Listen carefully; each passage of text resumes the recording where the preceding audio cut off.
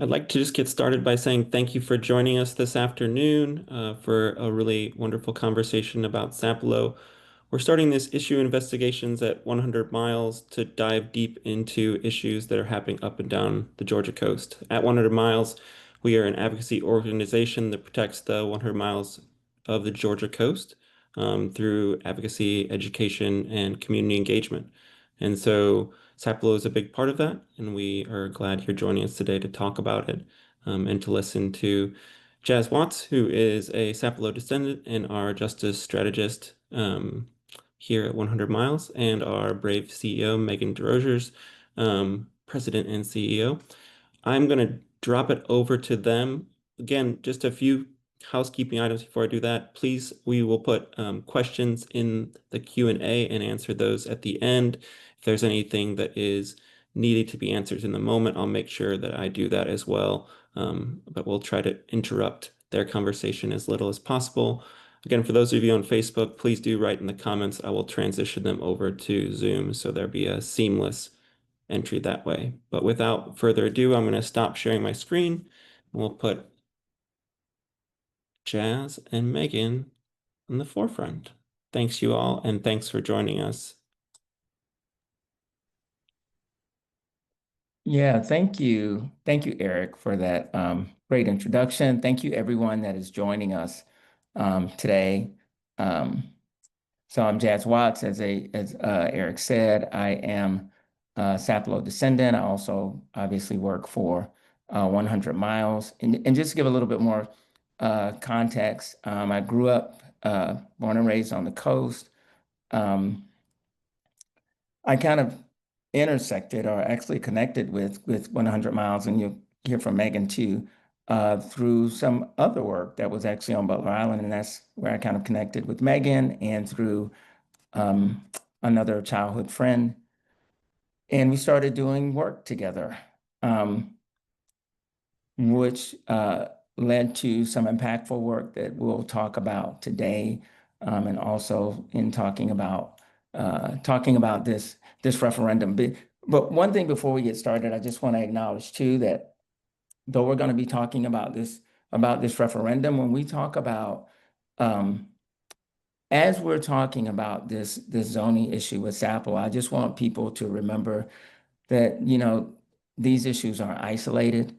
They are happening all up and down the coast, all up and down with other Gullah Geechee communities. Our focus today will be surrounded around the referendum, but there's also other litigation that's ongoing with the Southern Poverty Law Center representing the community, and we'll talk a little bit about that. But that litigation deals with due process, equal protection, and some discriminatory violations, and also zoning procedures and open meetings. And so that litigation kind of deals with that argument.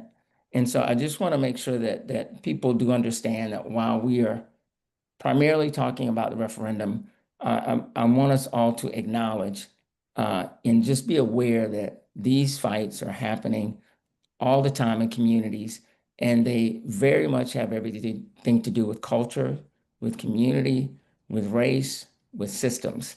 And we're going to be talking about that too. But I just wanted to make sure to mention that. And so, Megan, did you want to, kind of add anything? I know that Eric kind of said who you were, but do you want to talk a little bit more about that and this work that you do too? Yeah, sure. Thank you. My name is Megan Desrosiers. I am the founding executive director of 100 Miles, and our mission is to protect Georgia's coast through advocacy, education, and community engagement. We originally came to the Georgia coast back in 2013, and Alice Kais and I are the two first employees who were here, and we kind of define the coast as landscapes, communities, and wildlife.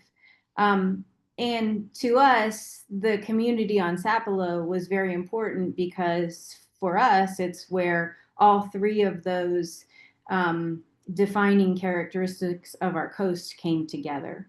And it really is a front line of where um, development and sea level rise and a historic community really kind of is converging, and where the front line of a threat, and where a community really is having to come together and really work together and work with community, with other partners, and collaborate on really figuring out how to protect itself, how to preserve its culture and its past and its history, and work together to determine the community's future. So that I'll leave it at that, and then Jazz, maybe why don't you talk about how we got here? Yeah, well, I will jump right into it. So, um, in September of 2023, which will hard to believe that it's going to be almost 2 years ago, the McIntosh County Board of Commissioners um, basically voted to rezone the community and strip our historic district of a lot of the parts inside of our zoning. So basically, our initial zoning has been 1,400, square feet. All of a sudden, they had a vote to make it 3,000 square feet and 2.5 stories high, which is obviously twice as large, twice as high structures that are in this historic Gullah Geechee community. So, how does that impact us? It impacts us in a number of ways. One, larger houses, larger homes, higher property taxes, people get pushed out. The other side of it, the way that it impacts us, of course, is talking about the culture and community. Obviously, houses of this size and structures of this size look nothing like the ones that are currently there. The other side of it is just infrastructure and environmentally the impacts. So you have this McIntosh County Board of Commissioners that makes this decision that is, detrimental, that does what happens when communities like ours get rezoned, are designed really to push people out and can remove us from, the land that is indigenous to us, the land that our ancestors, worked and had to survive on, and were enslaved on. And so, that really kind of brought us to this space. At the time that this zoning decision happened, I'd already been working with 100 Miles as a justice strategist. And a few years before that, there was uh, a fight with regarding a spaceport. And so I'm going to let Megan take it from here to kind of like explain to everyone how all of this kind of came together. Well, before I do that, I want to ask you a few more questions about, so, Jazz, you're from the community on Sapelo. Tell everybody, when the McIntosh commissioners did this rezoning, did the community know about it? What did the community think? Like, had the commissioners been talking to the community about it? Like, what was the reaction in the community? And why was the community upset about it if they were? Well, I mean, there were zero conversations with the descendant community at all. So we found out when we were notified by one of our representative commissioner just a couple weeks beforehand. So we knew nothing about this. There were no conversations with us about it. So we were literally living in a space in our own community where we did not have a voice. And that was absolutely intentional by the Board of Commissioners at that time. So, the response, has been, we're outraged and angry about it and we're fighting it. And You why know, did they do it? I think we can speculate and say a number of reasons. I mean, one is about, development and people who are non-descendants who are pushing for the zoning, as we found out through an open records request, that there was an individual that lived on that lives on the island. It's not a descendant, that was actually in conversations with the CRC about, quote unquote, changing our zoning. But I think it's, a number of different reasons. Race comes into play in this. Race and culture and systemic racism is a part of how they do it. At the end of the day, it's about the land, removing people, displacing people, from their spaces. And that decision by them can lead to all of that. It can lead to people being pushed off of Sapelo, pushed out of Hummock, um, and losing their land and losing their culture and losing their community. Yeah. From my perspective as an outsider looking in, to me, it looks like they would like higher income people to live on Sapelo so that they could get, or so that they think they could get higher property taxes for bigger homes on a barrier island so that people could build homes out there and have access to a beach, right? So it could be a resort island.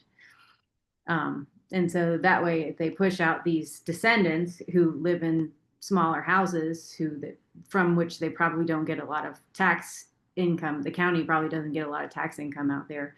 They're thinking that they have this, wasted resource where if they attract higher income people to move out there, that they'll get more tax value for the land out there. That's kind of how I see it. But I don't know if that's right or not. And I don't know if that's how the descendants out there see it. Well, I think it's a combination of all those things, right?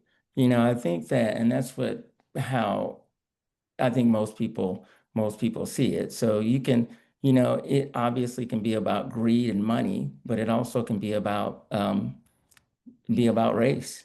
Yeah. And be about systems that have always been in place and haven't served communities that look like ours. Yeah. Well, I think, you make a good point. I think that it's a combination of all those moving parts. Yeah, of course.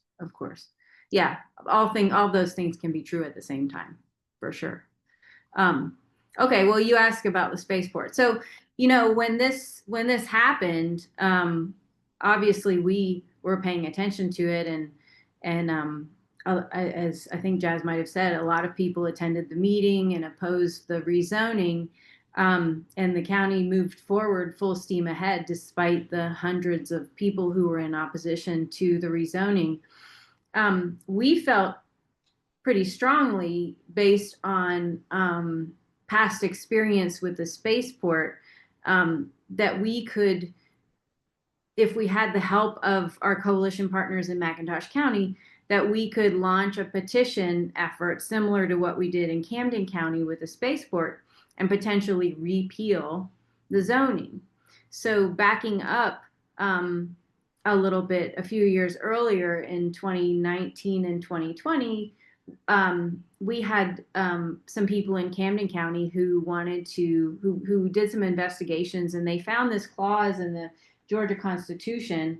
And if you look at the Constitution online, it's on page 70 of the Constitution, Article 4, Section 2, Paragraph 1, Subsection 2, that basically says that if you have, it defines counties by their population. So it identifies them in tiers. So in cases of populations with 5,000 or less, you have to get a certain number of signatures of the elected voters. If you have in a case of populations of more than 5,000 but less than 50,000, you have to get 20% of the signatures of the registered voters, which is what we had in Camden. So we needed to get 20% of the electors registered to vote in the last general election, which in that case was about 2,500 signatures.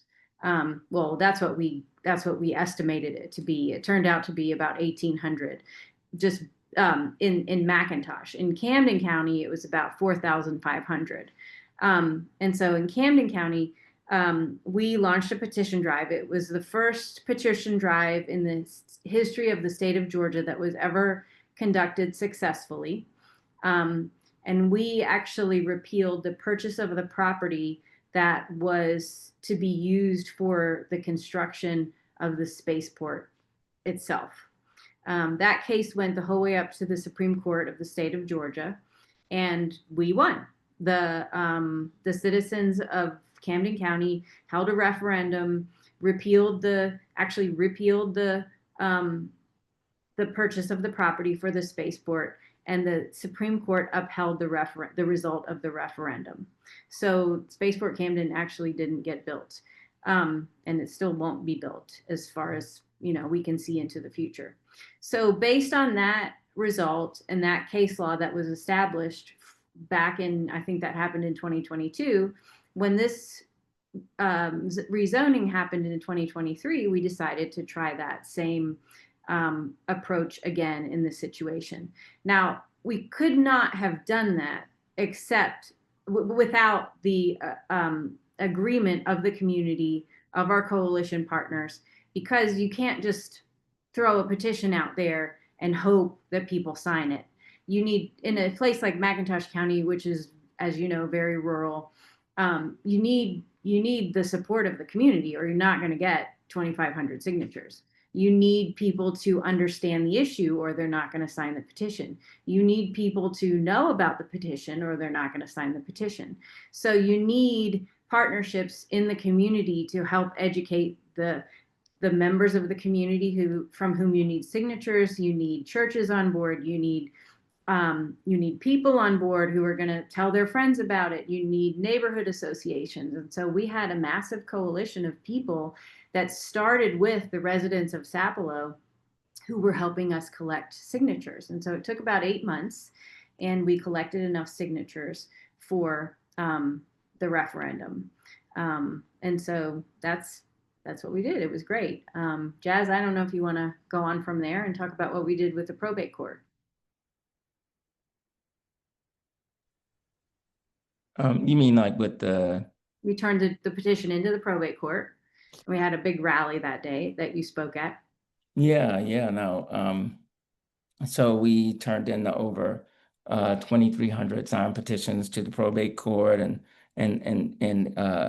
spoke on that day. But the one thing I want to add to that too is that was just in a sense like a critical step, very first vital first step, which meant that we could move forward after the probate judge officially counted and said, I think at one point he got to a certain point when he got past high enough, he just said, look, they've got enough. And then scheduled the October date. I think it was October, right? October 1st, yeah. October 1st for the special election to occur. And we had during this time, though, the county is still trying to stop the process, which they did. They ended up filing a lawsuit in court, and a Superior Court judge ended up stopping this mid-election. So 828 people, I believe, had already voted on this. And basically he sided with them and stopped it. And of course, our side would appeal that decision. But Megan, maybe you can talk a little bit more too about, the difference here. I don't know if in the state of Georgia an election has ever been literally stopped in the middle of it.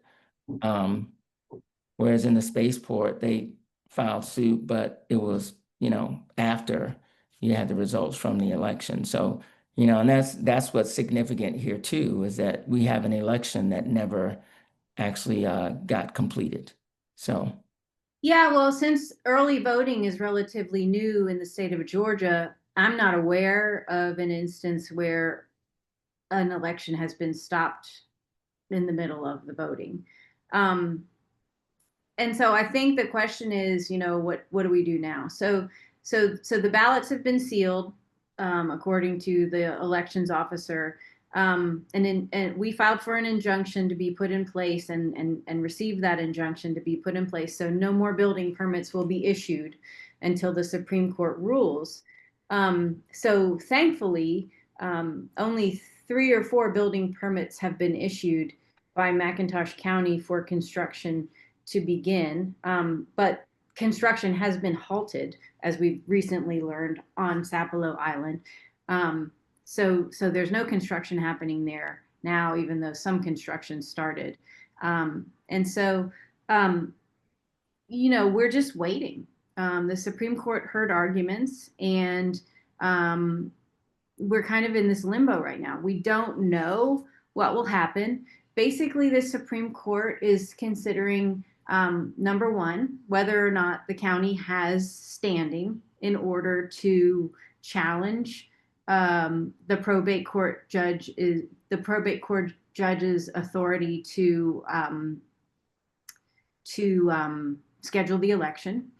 And second, they're considering whether or not the Constitution clause that calls for this election or that calls for the petition applies to zoning.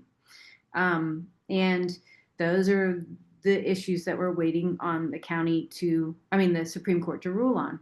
Now, there's some, concern about when the injunction was applied for, whether or not the petition should have been entered into the public record. And, there's some technicalities there. But the case was heard in March, and I think the Supreme Court could rule as early as this month, but they could rule as late as November. And the question is whether or not they would potentially restart the election themselves, or whether they would remand it back to the probate court to restart the election. Also, the question is whether the probate court or the Supreme Court would throw out the 828 ballots, or whether they would open those and restart the election where it left off. There's like Jazz said, this is unprecedented. We're in untested waters. We don't really know what's going to happen. But I guess we kind of just have to wait and see. But I think what Jazz and I really want to emphasize is that, and Jazz, I'm going to throw a question back to you. Is I really want to ask you is, like, how has this brought people together across McIntosh County and on Sapelo? This has been a fight that's been going on for a long time, but here now we have two legal fights that are happening basically at the same time. And what are people thinking on Sapelo? What's going to happen with the zoning? Because either the bad zoning will get put in place, or it will get repealed by a referendum. And so what might happen next? Yeah, no, I think one, I want to say it just, the support that we've had has been incredible.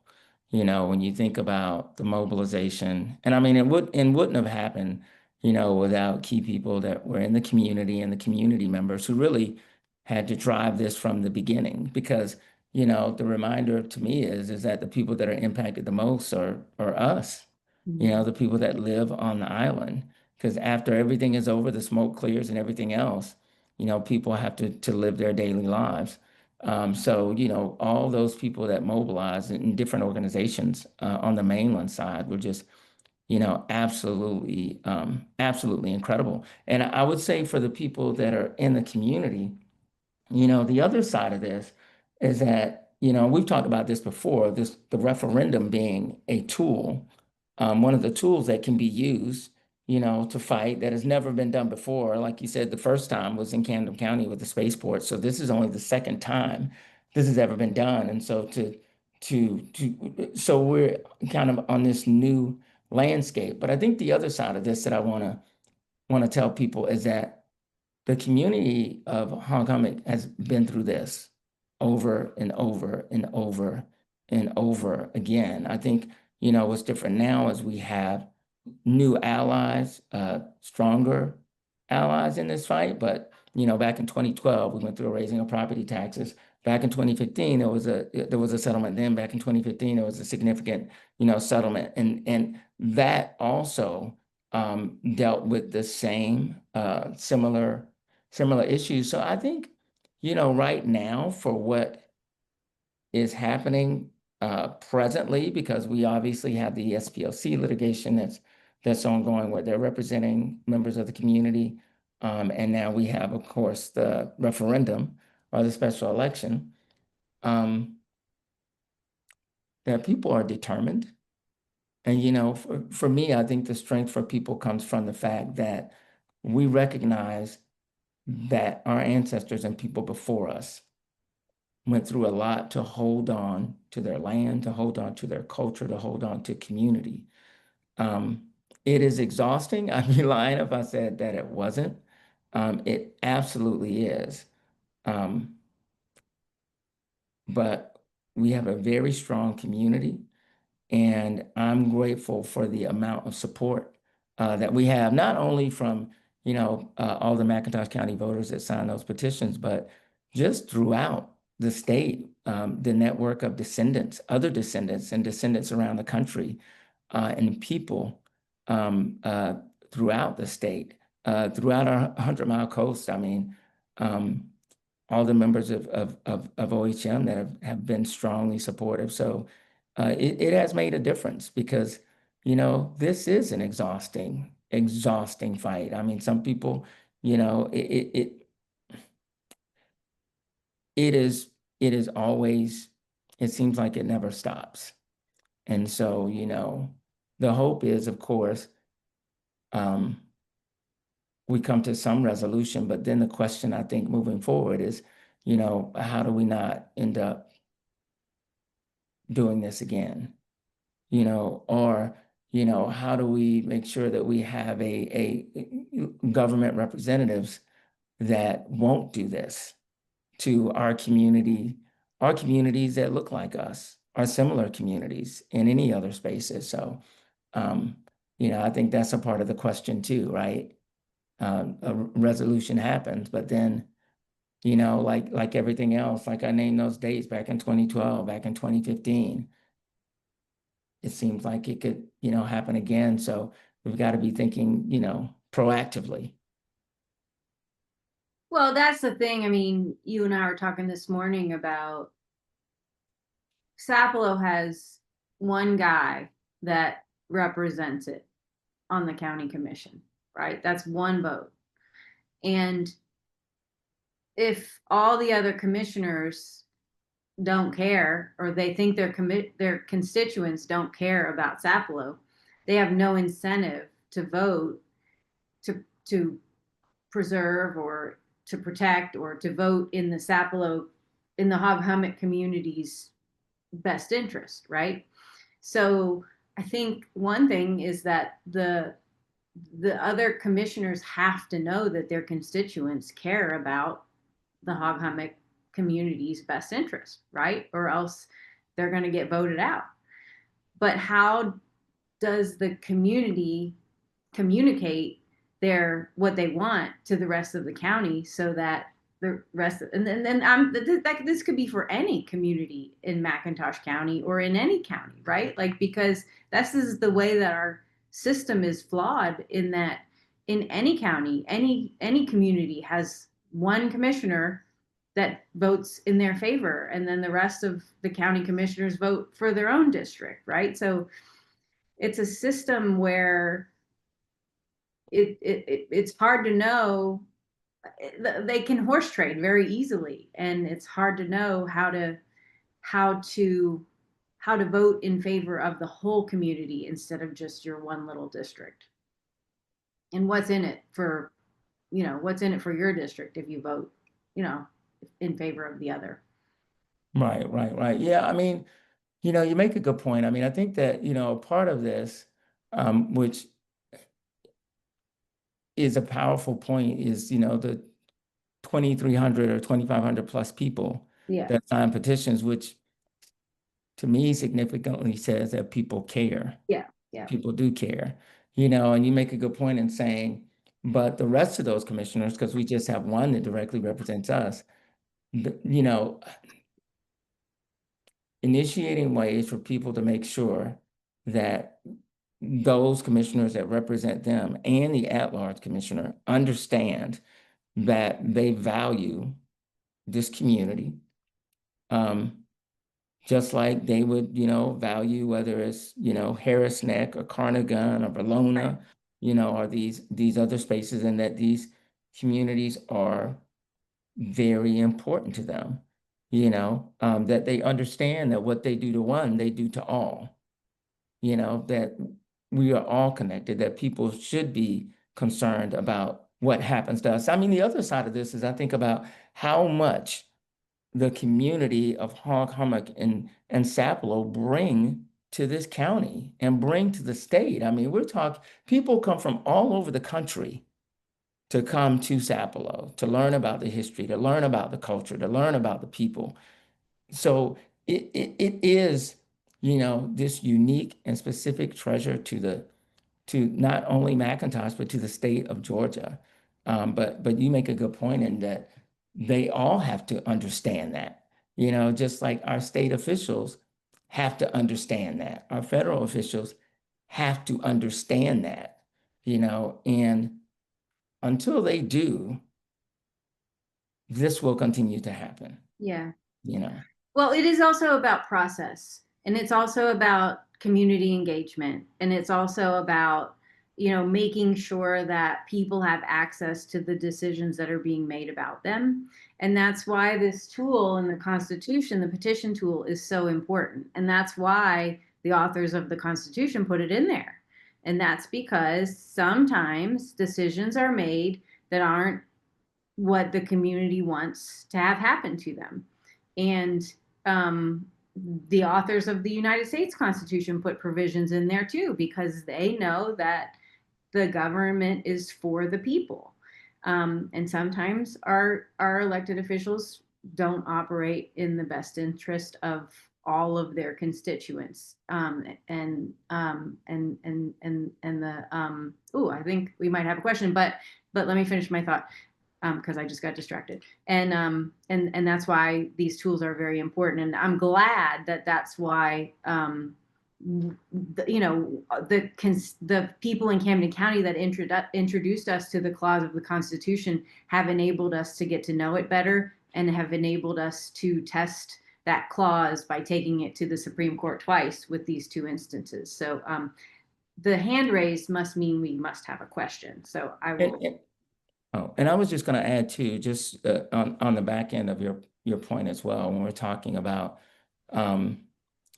not only this referendum being used as a tool which specifically focuses on, this home rule that's in the Constitution, but also recognizing that we need, both things to protect communities. When you look at, like you were talking about, like equal protection and due process, when you have those claims, like having a meeting at 5 o'clock, knowing that the last ferry is at 5:30, so therefore you make access extremely difficult for this community that's primarily, Gullah Geechee or African American. So, so it all kind of has to be working at the same time. But go ahead, Eric. I think there's a question or something. Yeah, I just wanted to jump in. This is kind of a synthesis of a few comments, but Sapelo has value culturally and historically. Besides value, it is also, people's homes. What happens to this space, like you said, can happen anywhere without engagement. And I was wondering if you both could speak to how best to advocate specifically on this issue, be an ally in this issue, even if you're outside of the county, outside of Sapelo Island itself. Well, I think one definite way is, reaching out to organizations and community stakeholders that are in this fight. I mean, there are several different Sapelo organizations that people can reach out to, and of course supporting OHM, that is supporting the legal side of this referendum fight. People can reach out to SPLC. As they are also, a part of the legal fight. But I think, reaching out to folks that are in the community, reaching out to some of those community stakeholders and leaders is also a way to help and support the community. And I think the other side of it too is that our officials, writing those officials, telling them what you think about about what is happening. We have our 5 county commissioners, they could write to those commissioners. A lot of most of the island, and this is more state, is owned by DNR, but they could write to DNR officials. They could write to Senator Ossoff, Senator Warnock, Representative Carter.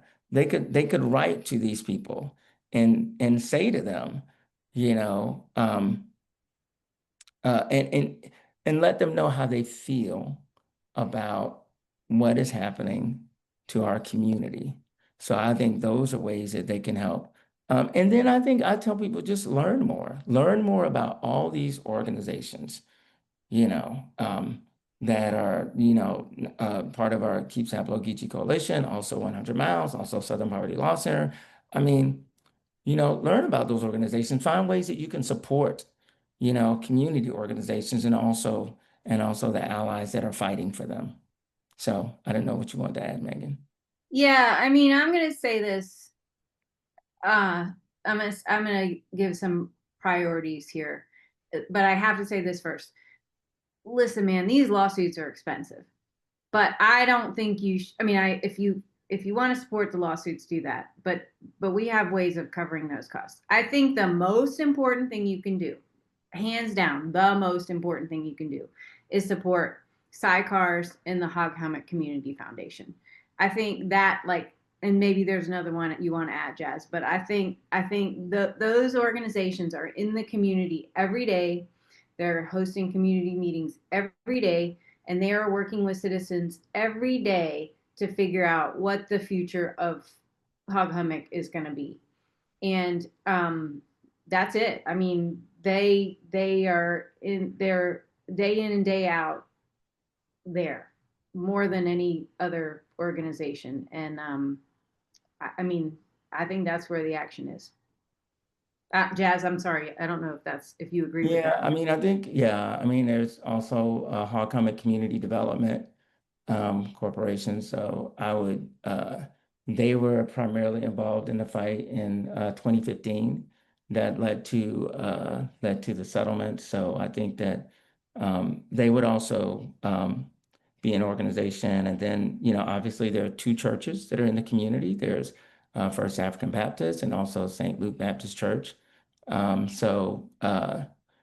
think people sometimes don't think about, the religious institutions are also impacted, Yeah. as well, because if people lose their land, then that's less people to support, our churches and community organizations as well too. So. Thanks so much to both of you for that answer. I also wanted to comment as well that for those of you that missed, my name is Eric Swanson. I am fitting into this issue because I'm the advocacy education coordinator. So a lot of what my job is to help people that want to make comments to their representatives or to another governmental agency. And so I'm always happy to coach you all through that or work with you all to make those comments as impactful as possible. I'm going to drop my email into the chat, so you'll have that as well too. So please do reach out if you'd like to know who your representative is and who to reach out to directly about this. And we'd be more than happy to help you in that way. I'll let you guys get back to it.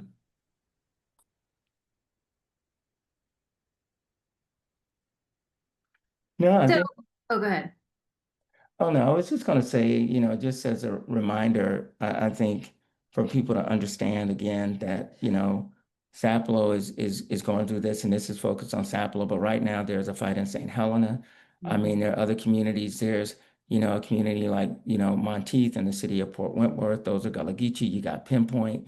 You've got a number of spaces that are literally throughout the corridor. And though we are, talking about Sapelo, which is where I'm descended from and is on the 100-mile coast, but I want people to also be considering and thinking about, what can you do with the power you have in the space that you occupy in your community? And to just, to look around and see what's happening elsewhere. Because I always tell people what happens in St. Helena does impact us because if they're in danger, that's one less community.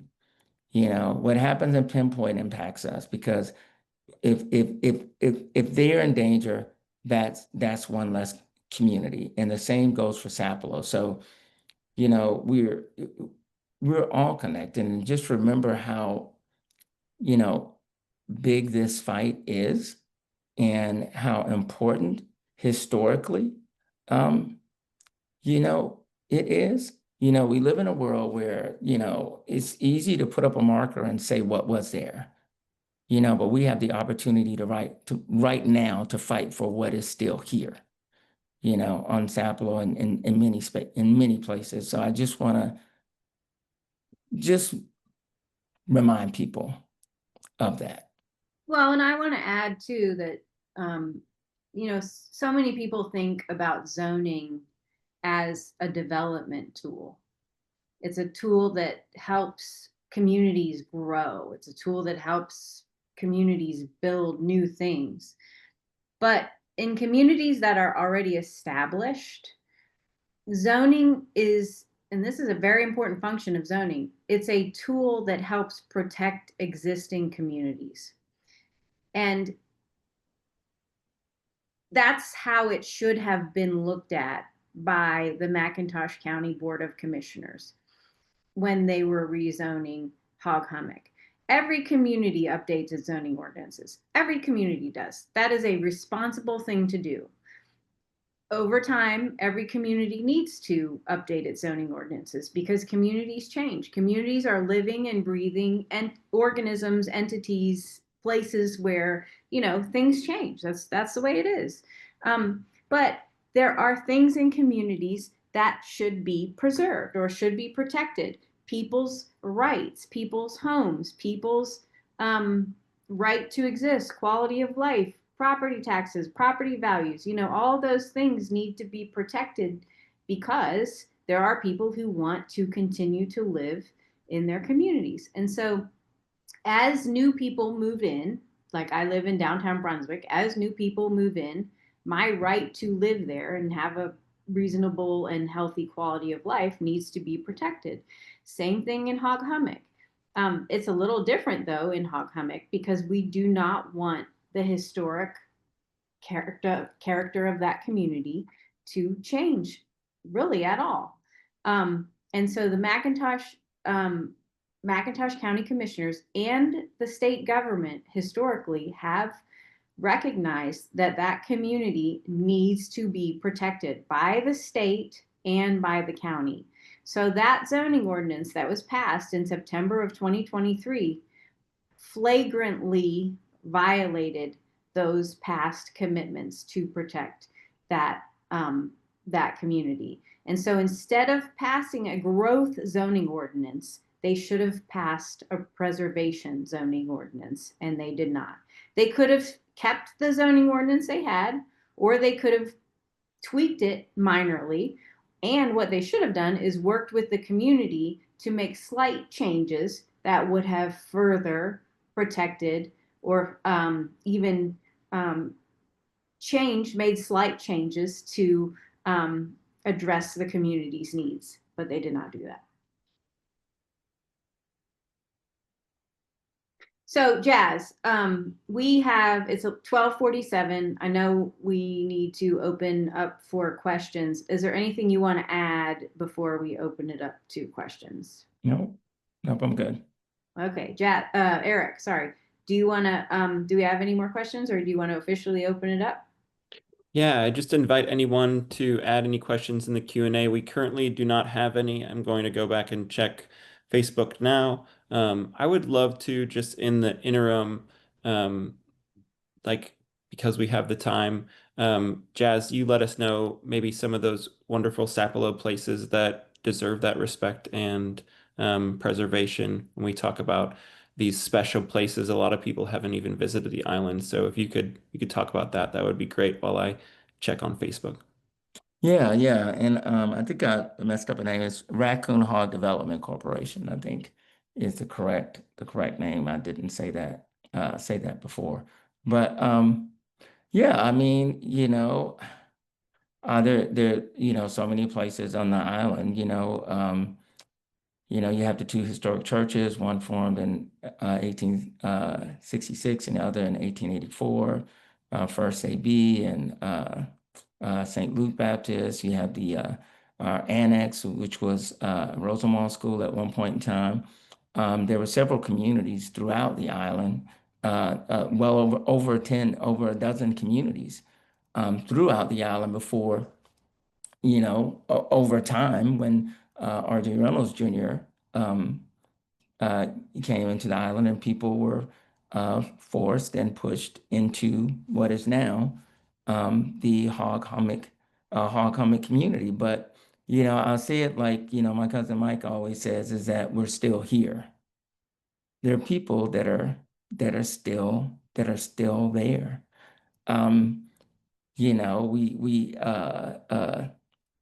have even, or we did have our renovated community center, which is, there's a legal fight going on right there with the county over that, which they literally took away and turned into quote unquote a bar and grill. But yeah, there are a number of incredible spaces. Of course, the Farmers Alliance, like I said before, it's beautiful. Nanny Goat Beach. Um, yeah, so a lot of spaces. I'm blanking here, but At the moment, there is a bit of a lag between Facebook and Zoom, but we don't have any questions on Zoom. But I would, again, any participant that wants to know anything about Sapelo, its history, any questions about the legal battle that is ongoing, legal battles that are yeah. ongoing, please do reach out and ask in the chat or the Q&A function, I should say. And I'm going to check back Facebook now. And I'll add one thing too, Eric, is that, you know, when I say those different communities, they were in different parts of the island historically, you know, and one of the, and all of that now is technically what is considered a wildlife reserve. Um, but, you know, still, if you do the history and the homework, you'll find that, you know, there are lands that are contested. Raccoon Bluff was one of the, which was on the north end of the island, which was one of the largest and most vibrant communities that also existed on the island. We also have the ruins from the chocolate, what they called chocolate at that time, plantation. They're still tabby. That's still standing, you know, on the island, and it kind of is a reminder. It's right off of the Mud River. You know, for me, I tell people just looking at that as a reminder of what people went through, you know, historically, what they survived, um, you know, and that is significant, and that's the reminder for me of why, you know, it is important, and it should be a reminder for anyone that comes to the island. And I would encourage, you know, if people come to try to do that with a descendant-owned, you know, company. Um, so. Great, thank you, Jazz. Could you call out those descendant-owned companies if they come to the top of your head if people are looking to visit? Yeah, they're more of actual people's names, so I won't, you know, Oh, okay. I apologize. call them out with their businesses. But if people reach out to me, I think you put my information in the chat. If you reach out to me, I will be happy to connect you uh, with folks that, you know, can do tours and things like that. Great. Yeah, I'll get Jazz your information. Email is best for Jazz as he is a very busy person everywhere all the time. So I'll drop his email in the chat as well too. The other thing I would just like to add is that all of these issues are ongoing. So a follow of 100 miles does keep you up to date. But as we said before, it is really important to engage with all of the players in this issue. So I dropped in the Keep Sapelo Geechee website link. That'll list a lot of those partners as well too, including us and many of the other Jazz mentioned. A great place to find lots of information about all the things going on with Sapelo. Um, And go I ahead. wanted to add too quickly, Eric and Megan can talk about this. So, you know, there are two things happening at the same time. There's a litigation regarding the referendum in the special election, and then there's a litigation for SPLC. And so both of these things are, in a sense, about the zoning, and they're connected to one another. So we don't know, what will happen when with either. But if one happens with one, it impacts the other. And so, and that's why it's good to kind of have this, that I wanted us to have this conversation too, is that for people to understand that there are two things simultaneously moving at the same time. The only thing that's not moving, it seems, is, the county's position, but Mm, maybe that'll change at some point. good point. Yeah. Yeah, I mean, the county seems to have its heels dug in, and even they have threatened to, I don't know if it's a threat, but they've tried to reaffirm or readopt their zoning ordinance as a way to, I guess, reaffirm their support for their zoning ordinance, which, could have potentially thwarted the petition, or, I guess they could have tried to thwart the SPLC lawsuit as well, because it changes the dates of everything, and everything would have to be done again. Both legal teams have really warned them not to do that, and I hope they won't do that. But that's a pretty bold statement for them to say that they are considering re-adopting the bad zoning ordinance despite all of this legal action. But the referendum really is, it's the nuclear option, right? It's the option that the citizens have said, you're not, basically over our dead bodies. You're not going to do this. We're actually willing to go to the ballot to repeal something that you did. That's how much we hate this. We're spending money. We're doing a campaign. We're spending money on yard signs, petitions, billboards, all this stuff to actually undo something you did. Go to this great effort. And the lawsuit that Southern Poverty Law Center is doing is also a large effort. And so the fact that the two of them are working in tandem on parallel tracks is really very interesting. If one fails, you still have the other one. Right, right. And I'll add to, Eric, you were talking about how people can help as well. There's also the Sapelo Strong Coalition too. I did not think about that. But they can go to sapelostrong.org. And that is also another coalition that is a combination of many organizations that are all Allen. I said Allen. It's led by Allen and Lauren Bailey. But yes, they can seek information about that as well too. And One last thing, Jazz, we have 3 minutes left, but I do want you to mention Culture Day, because that is another way that people can support the community. yeah, we haven't made any Oh, announcements. you haven't? Oh, okay. Not yet. So yeah. Are there any questions, Eric? Not currently. It looks like everyone's taking a quiet nooner, and Okay. having no questions at the moment. But again, follow us on social media, follow us on our website.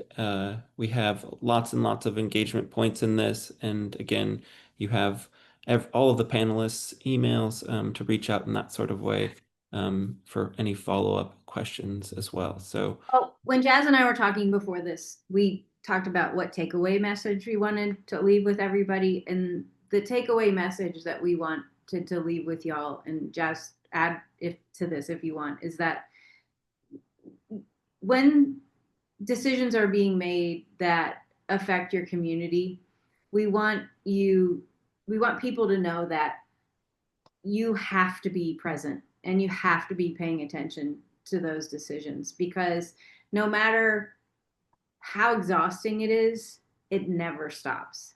And organizations like 100 Miles exist to help, but we also exist to encourage people to remain involved, because 100 Miles, we can't do it all, and we hope to strengthen communities so that communities can be more present and vigilant in the decisions that are being made about the places where they live. And so that individuals can make decisions to run for office so that they can even be more active in the decisions that are made about them, about the places where they live. And we want people to be part of the coalitions that are being built around them. And we want more people to be civically engaged, because when decisions are made in rooms that are empty, it's not beneficial to any of us. Yeah, yeah, no, I absolutely agree. I mean, I think that we have to do everything that we can to make sure that we're in those rooms, which can be challenging. In the case of Sapelo, you have, a county that was having the meetings that made it extremely difficult and almost impossible for people to make it to the meetings. And so being aware of that and knowing that those things are going on requires, for communities to be mobilized and organized in significant ways. And I think the other thing I want to acknowledge before we leave is that acknowledging that, we're supporting a fight that, the community had always been fighting. And so we're adding another piece to it, one that we hope can bring about change, but also acknowledging that, you know, these are issues that people have been fighting for and sometimes screaming at the top of their lungs and still being ignored. But, building stronger coalitions, having more allies might be able to change that. Having the right legal representation and all those things can make a significant difference in all of that. But just reiterating on your point, Megan, yeah, that's got to be the difference despite all the odds. And we still need to acknowledge that being up against and changing systems is difficult, especially systems that weren't designed, for certain groups of people. And so that is a fight, but it is up to all of us together to make sure that we are doing, everything that we can. And I know I keep going on, but and the other side of this is that the coalition building takes work. This is not any fly-by-night stuff. It takes investment. It is hard to build trust and it is easy to lose it.